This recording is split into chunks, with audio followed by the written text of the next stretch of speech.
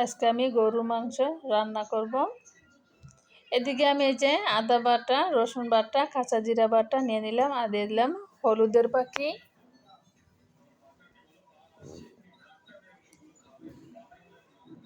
হলুদ দিয়ে দিলাম। এখানে যে মরিচের গুঁড়া দিয়ে দিলাম। জালটা একটু বেশি দিব, গরু মাংসের ভিতরে কিন্তু জালটা একটু বেশি লাগে। এদিকে কিন্তু আমার 1.5 কেজি গরু মাংস। এখন এই যে জালটা একটু বেশি দিতে হবে।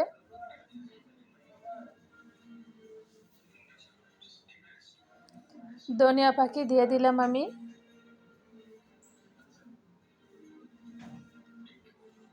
জয়ফল জ্যোতি এগুলাম গুঁড়া করা আমি দিয়ে দিলাম মশলাটা, আর লবণ দিয়ে দিলাম।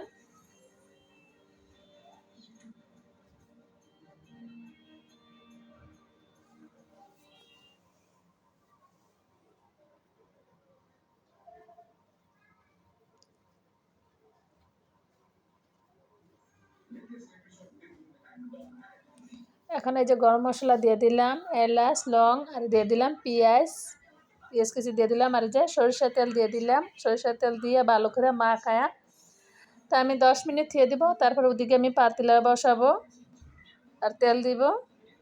এখন এই যে ম্যারিনেট করে আমার হয়ে গেছে কা। এদিকে এই যে আমি তেল দিয়ে দিতে আছি পাতিলার ভিতরে।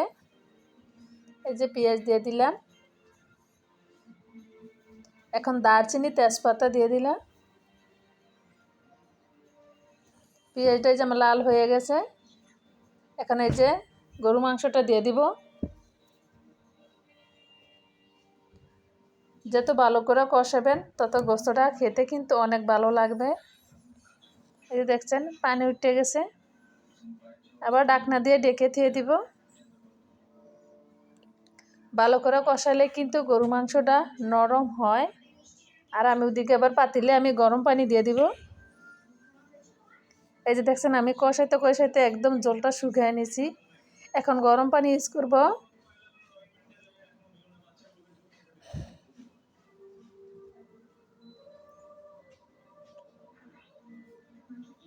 এখন এই যে গরম পানি দিয়ে দিলাম।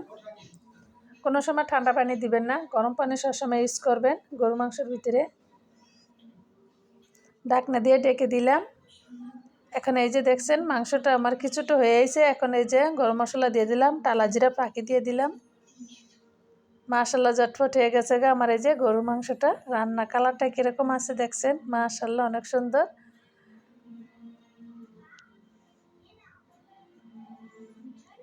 জটফট হয়ে গেল গা আমার গরুর মাংস রান্না।